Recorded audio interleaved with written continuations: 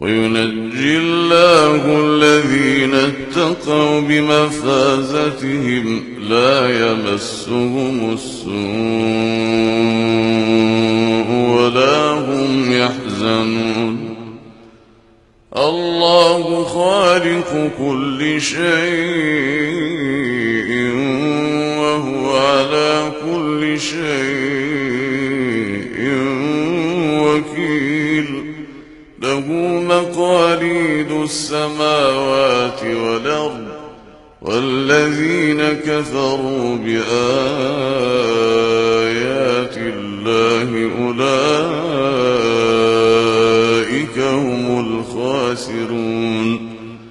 قل فغير الله تأمروني أعبد أيها الجاهلون. ولقد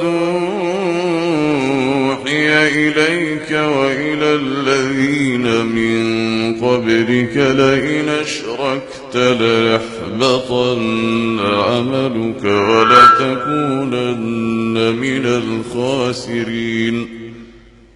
بل الله فاعبد وكن من الشاكرين.